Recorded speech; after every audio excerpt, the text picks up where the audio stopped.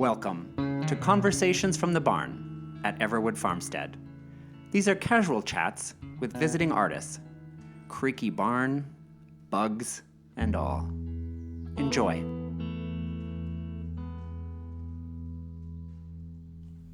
Hello, this is Chris from Conversations from the Barn. Olivia and I had the privilege to sit down with artists Taja and Allison to hear about their time at Everwood.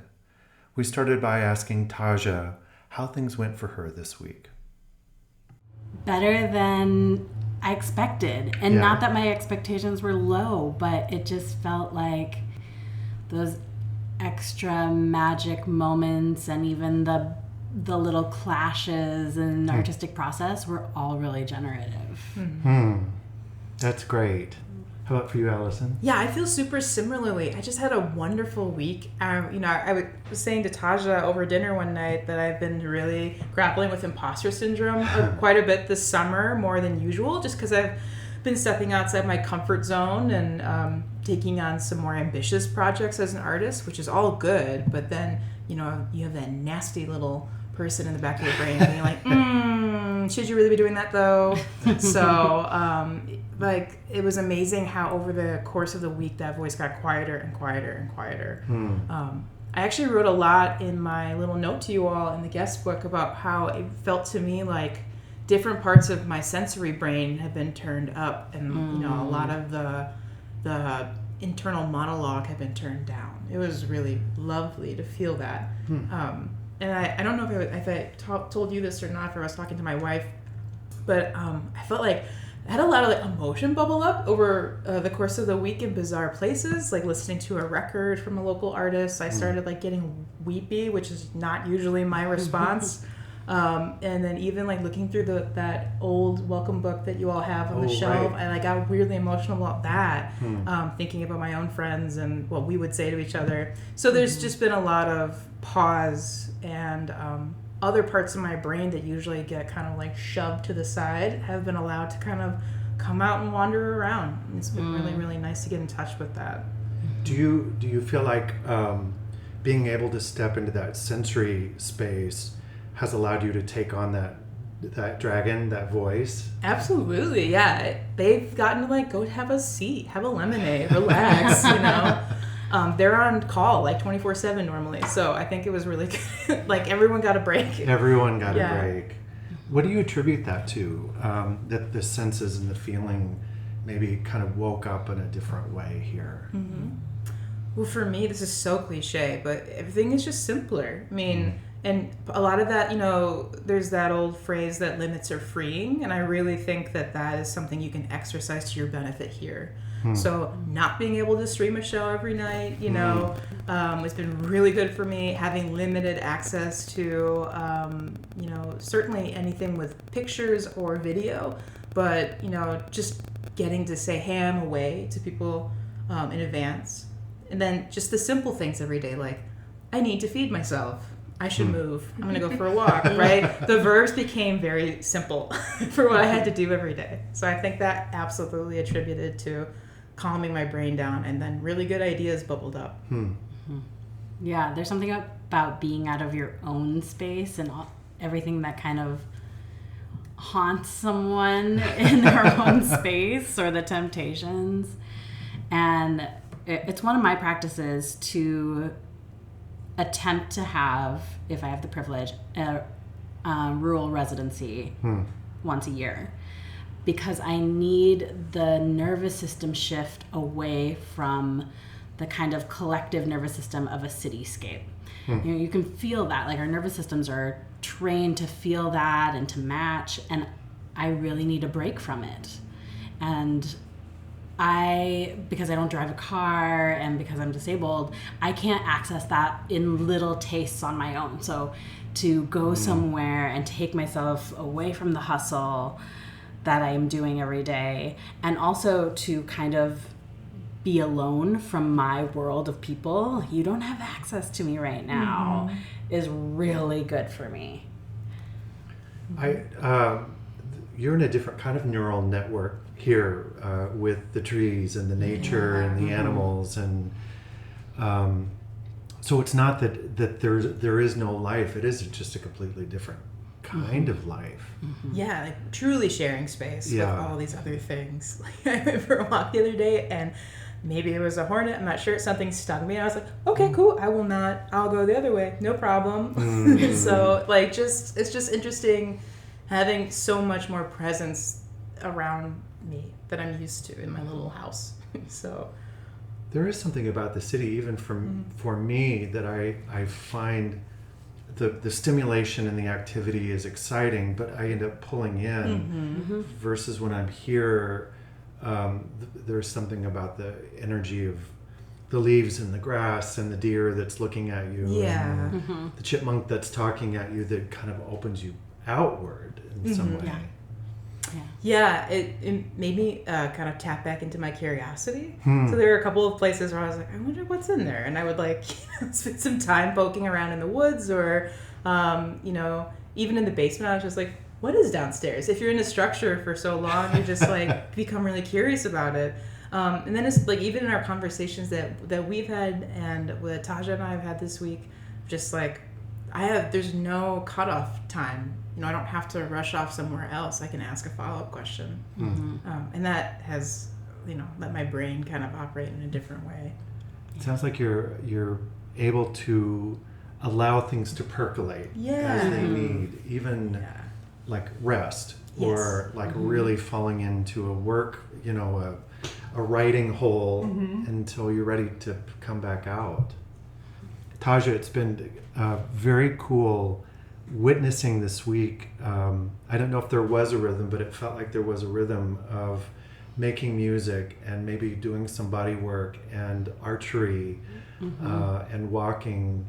And every day there was some kind of rhythm that you were in. Can you talk about that? Yeah, I actually set a bit of an intention, and Alice and I were talking about it. And I was researching the rhythm of doing something for a short period of time. Maybe it's 25 minutes. There's some research on these kind of like productivity is best if you work in 25 minutes, and divorcing productivity for the time being, I still was interested in what about this short moment of this, and then moving on to the next thing, and then give myself a break from that. And so I do feel like this morning even I had maybe 20 minutes before I needed to be on a Zoom call. And I was like, okay, I'm going to go into the barn and say hello to the piano, and that's 5 minutes. And I set a timer, and then I sat outside the barn for 5 minutes, and then I had 5 minutes to prepare. And it wasn't because I needed the structure. It just felt good to have the flow. It creates more flow for me. Yeah. More breaks, and then I get less in that kind of tunnel vision of anything, which I also enjoy. I like to work that way when I'm more urban, to go really deep into immersion. So being out here and just dancing through all of these different, I'm going to read my book for a while. I'm going to do some watercolor. Now I'm going to, do archery. Felt really good. It seems that even though the freedom, it has been good for your process, you still need some structure. You need something to kind of hold you. I like structure.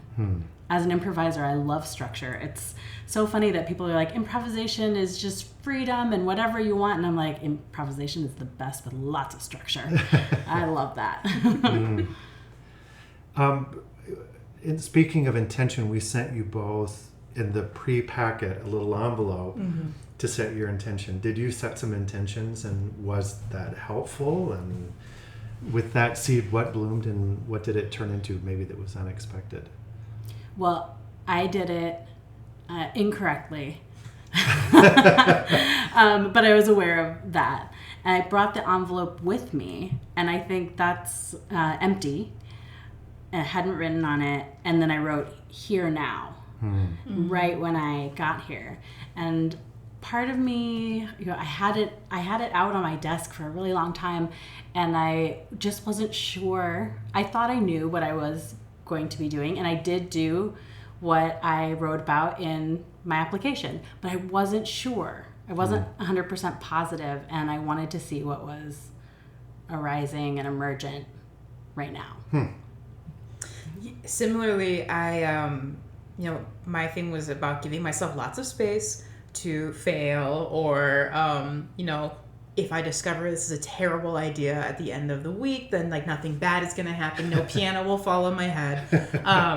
So before I left, and this is so true to form, I had, blocked off 15 minutes in my Google Calendar, like sit down and do this. So I did that before I came, and I wrote myself like a little letter. So the big takeaway from my little message to myself was just start something, even if it's terrible, and then at least you can say you tried it.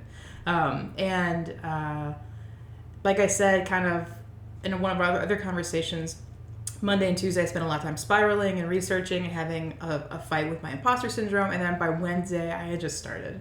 And I was like, oh, this is so fun. And then I started actually enjoying what I was doing. So that was a huge success from my little piece of paper to me. Congratulations. Thank you. You're working on a play. I am, yeah. Which means you are conjuring some spirits, some individuals who you also need to get to know. Yeah. What was that like? It was super fun. I think a lot, as a deviser, I think a lot about who I'll be working with, or like who is the first person who jumps into my mind, which doesn't mean that role is exclusively for them. It just gives me a voice that I know. It's kind of like having a friend with you, talking to you the whole time, and gives me a little bit better of a balance between is this a little more in their voice, or is it just, am I forcing them to say these things because I need them to say it? So it's been really great having these characters in my head and letting them talk to each other a little bit. And a lot, so I came with a couple character descriptions done, and on Tuesday when I really started to actually write, I cut 3 of them. It's just, kind of part of the process. And then as the week went on, their character descriptions got longer and longer and longer as I started to understand who they were and what their goals were and why they were doing the things they were doing. So I really feel like I know these people much better, and their objectives and intentions and conflicts with each other make sense to me. So now the big cross to bear is, can I make it applicable and understandable to others? So it's in you. You're feeling them. Yeah, for sure. So you have some colleagues coming this evening. Yeah. So y'all have been so generous with sharing the space. So I have 4 incredibly brilliant artists and writers coming up to help do a little writer's room. So it's Venetia Coleman, Shannon Custer, Josh Carson, and Sam Landman. And all of them are really astute comedy writers as well. So that's a big reason why I want to have them in the room is, the play that I'm writing is about an American expat who moves to Weimar, Germany at the very sunset of the Golden 20s, and as the Nazis begin to really gain steam and power. And his whole idea, it's a very privileged vantage point that he has, but like, well, we can still make this funny though. Like, he still thinks he can keep the ball up from this cabaret comedy history that he caught the tail end of and really missed. And then he's asking these huge favors of folks who are in imminent danger, and whether or not they stay and what they choose to do and how their values kind of morph is something I'm really interested in. And just, all the things that are going on in our world, I'm really curious about. There's that morbid millennial sense of humor that I feel like just pervades my timelines on all social media, and I'm curious about how that translates to that time, and kind of holding a mirror between these two eras that, to me, constantly are in conversation with each other. It's fascinating. Thank you. Well, we'll see if it works. Yeah. So, long story short, they're going to come up. I have a couple historical factoids that I'm hoping we can kind of riff on and just get some different voices in the room. And comedy writers tend to do best when you have someone to yes and. Or to one up. And then we're going to, I'm going to ask them to improvise a little bit in character about some of the things that happened in the play, and then I'm going to have them read a couple scenes that generated from this week, which I'm very pleased about. Then they really are going to come to life, these characters. Yeah, and they are written for these 4 folks, the folks that I'm going to have them read. So, again, it doesn't mean they have to play them, but those are the voices that have been in my head, I think. Well, have fun. Thank you. Yeah. Talk about Taja, your archery this week. My archery. I tell you, it was very cool to look out my studio window and see you just warrioress out in the field.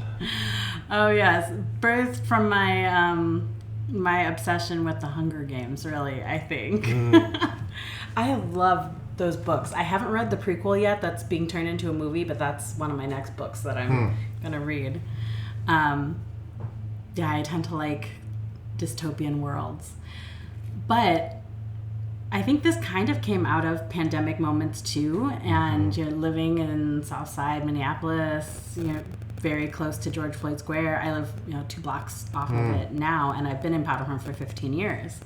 So going to these very real meetings in the neighborhood about weapons and how we're going to care for each other, and the question of like, well, what weapon do you want with you at the apocalypse, or in this time? And there was something so heavy about that and unknown. I'm like, well, I shouldn't be given any kind of weapon. Like I don't have that great eyesight.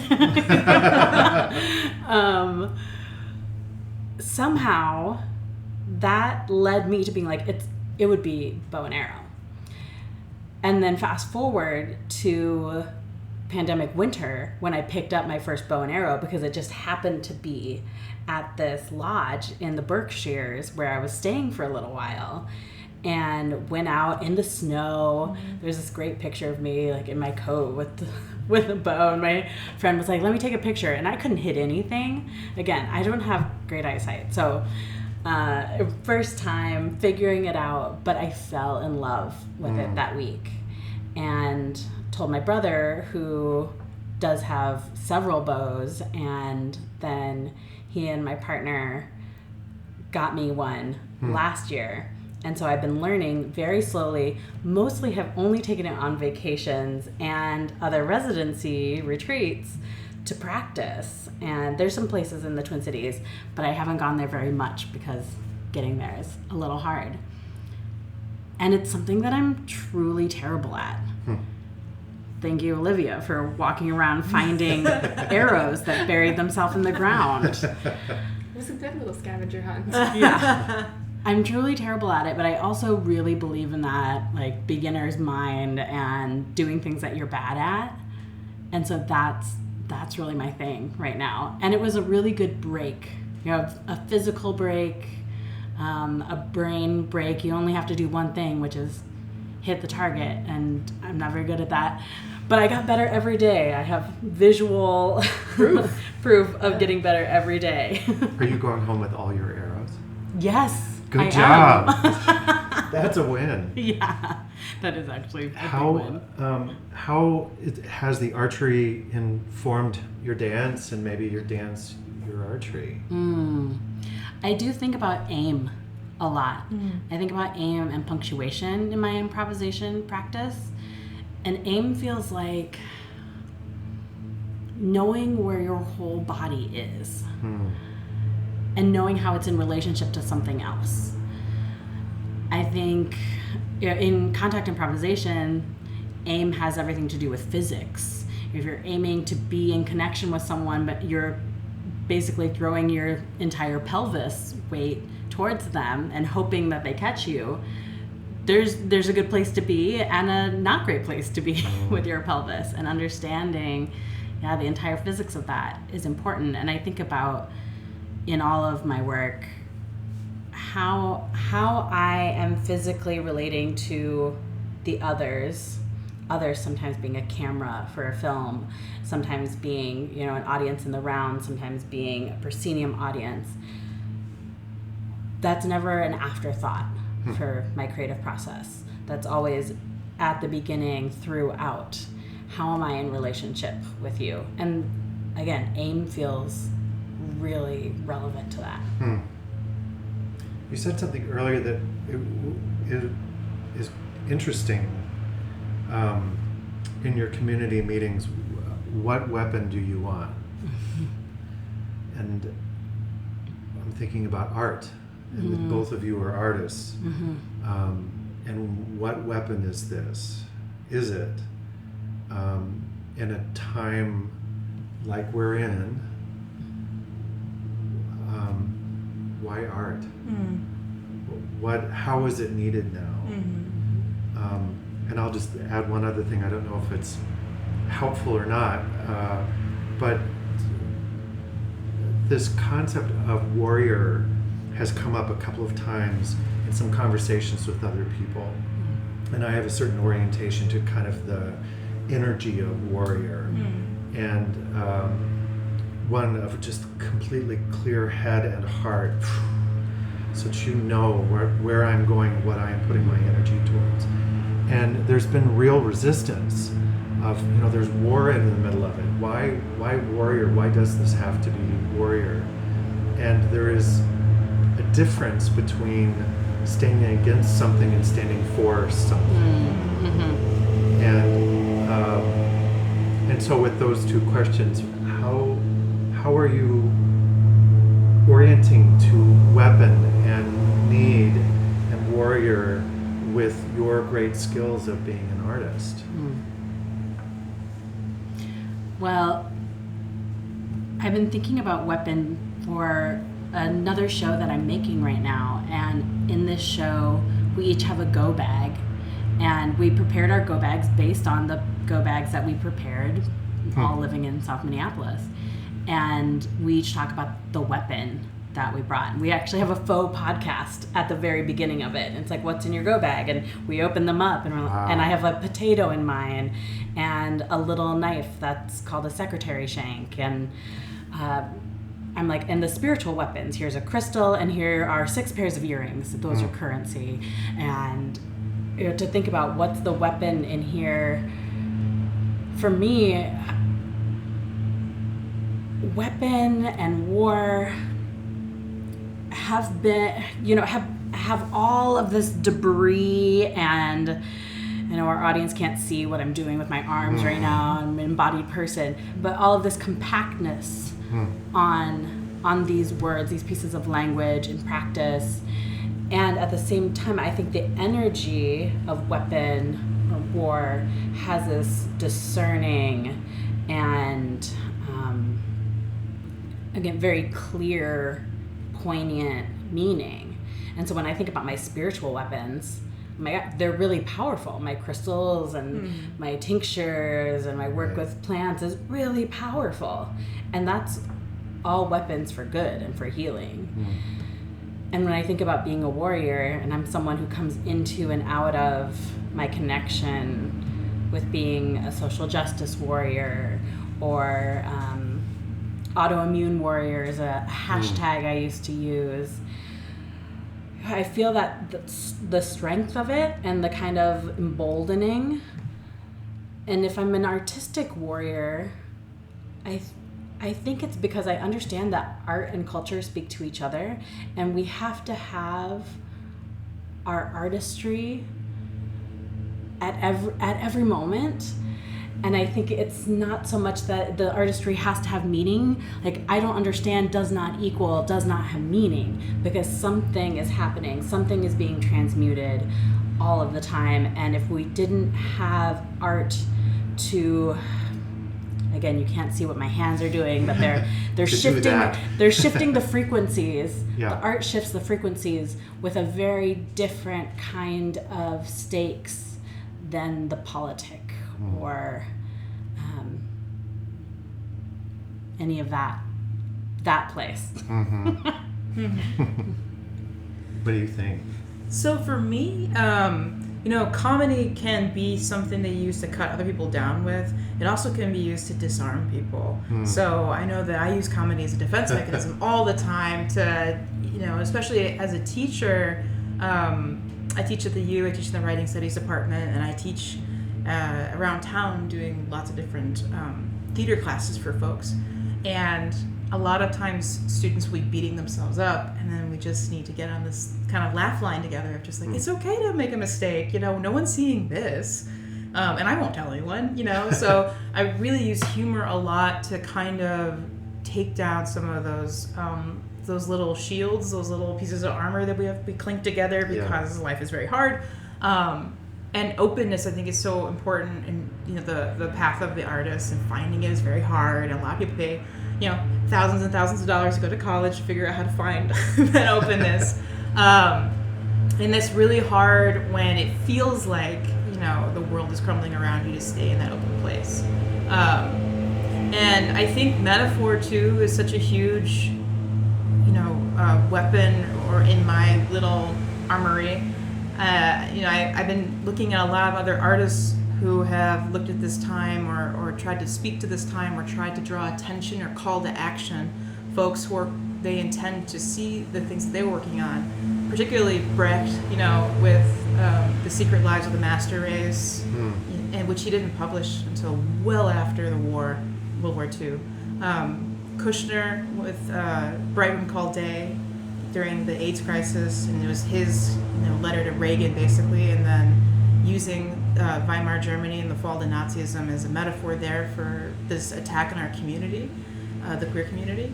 And then also, Masteroff, Candor, and Ebb and Cabaret, taking what Christopher Isherwood kind of passively was saying, because that's how he was able to call out what was happening, and really bringing it into a bright, vivid, colorful, funny, tragic conversation with music.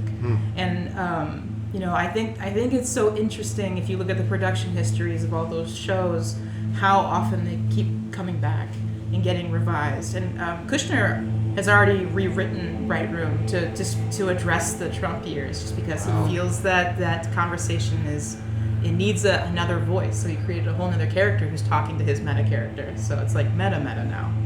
And so I think that I have the same tools in my armory as all these other amazing artists. And, I feel like I'm still not quite strong enough to lift the battle axe as well as others are, but I'm hoping that through practice, standing out in the field doing archery, that I too can wield those tools effectively. What do you need to help you be ready, to feel supported, to hold up the axe, to keep going, to be in the vulnerable space that you have to be as an artist? Well, I think support is always so lovely, whether that be emotional support from friends and family or partners, or if that's financial support from grants or time. This beautiful residency that you all provide folks, I think is such a gift. I'm going to tell all my friends to do it. Thank you. Yes. But then also just investing in myself, I think, is the number one thing, of just daring to be audacious, and allowing myself to maybe be, it sometimes can feel selfish to take time and pursue one's ideas, but that's not helpful. So just really giving myself permission to go ahead and give it a shot, and find folks who are similarly minded and won't mind spending a couple evenings of rehearsal together to see if it works. Why is it that self-care takes bravery in these days? I think it's our culture. Yeah. I really think it's our culture, particularly Midwest culture. I love the Midwest. Midwest is the best, but there is some kind of toxic ideas about self and taking care and admitting when you need help, or or being able to really put into words your mental and physical needs. So I think that's something we're all relearning slowly together. And even, what does productivity look like? Yes, absolutely. Oh, I think about that all the time. Taja, what do you need in these days? I completely agree. Support in whatever way support manifests that day. And I think support for me always nurtures rest. I need more rest. And I might hypothesize we all need more rest. And as, again, a disabled person, a disabled artist, I always need a lot more rest, so that I can sustain a longevity of being an artist. And support for me looks like care work and networking more deeply with other disabled artists, and being able to advocate for ourselves and have people hear that and understand that any kind of status quo can be adjusted. Mm-hmm. You know, there are protocols and procedures and best practices, and those usually serve a majority. And the more that we do the care work to adjust that for the people who are in the room, the body loosens up. The body of that thing loosens up. The collective body. Yeah. Yeah. And that's really needed because we're all, maybe I hypothesize again, becoming less abled some way. And maybe some will never identify as disabled. And there are so many things in the world that are contributing to being less abled. And I still have a lot of resources to support others as a disabled person. And if we are aware of the resources we have, then we can do these care work networks for each other all the time. Those don't have to be reserved for crisis. The more we're caring for each other all the time, the less debilitating crisis we'll be in. When some of us begin to heal, it allows us to heal others, which allows them to heal others, which allows them to heal others. Yeah. And find joy. I think that's another huge component of all of this work too. It's just like being able to relish and find joy in the things that you're doing. Like I made myself laugh the other day. It's just, really great. And just even the things that are hard, finding joy in them. Otherwise, what are we doing? Yeah. So. Yeah. Thank you for that. Yeah. We end our podcast with the same question every time, and I'll ask the two of you. And it is, how have you experienced beauty today? Well, I think this is a perfect moment of, did I call it beautiful failure? Yeah. Beautiful failure. About an hour and a half ago or so, I was in the barn playing the piano, and the storm was rolling in, and I wanted to capture it. I could hear the thunder, and I was playing with the storm. And I had my recorder all set up, and it was just perfect. Like the pitter-patter of the rain into the downpour, and just holding it in an F major key that was modulating. Magic. And then I saw at the end that I hadn't been recording. But I still got to experience in such focus this playing with the storm. Yeah, beautiful failure. I was really, we were together. We were having a moment. Yeah. I thought you were going to say it was when I ran up to shut the barn doors, and I was like, great. I'll miss the beautiful moment.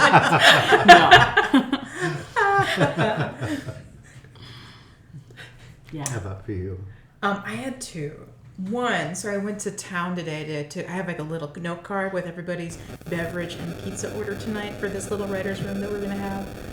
So when I got everything loaded in the refrigerator and I was seeing all the, I was saying to Taja, like, oh, this is a writer's fridge. It's all alcohol and diet soda. So that made me really happy. And then it's just, I just printed things out and stapled them. Thank you for the stapler. And stacked them on my desk upstairs, and then stacked the little note cards we're going to discuss. And everything looks so tidy. And I was just like, I think about John Steinbeck would call his office Tidy Town. And he always had another project going. He did woodwork. And for East of Eden, which is a gigantic book, he built a boat. And I just, like, all of that flashed in my head really quickly. And I was just like, oh, it's Tidy Town. So I just thought that was such a lovely little moment as the rain was pattering on the metal roof. Yeah. How'd that make you feel? Oh, really great. Really, really great. So, productive. That word that we're trying to define. It's a thing. Yeah. Look, it's a thing. It's a thing. It's an organized thing. Yeah, you can like shake it and throw it in the garbage Make if you want. It exists, yeah. So. Paper clip it to your bike. Yes. Thank you both. Oh, thank you so much. For saying yes to this, Oh my gosh. taking the leap. And it has been a joy having both of your energy with us this week. And Please stay in touch because we're invested in what you're doing and we want to know how it meets the world. Oh, you bet. You can't get rid of us. Good. You're part of the Everwood family. Yeah. Thank you so much. Thank you Grateful to both. be.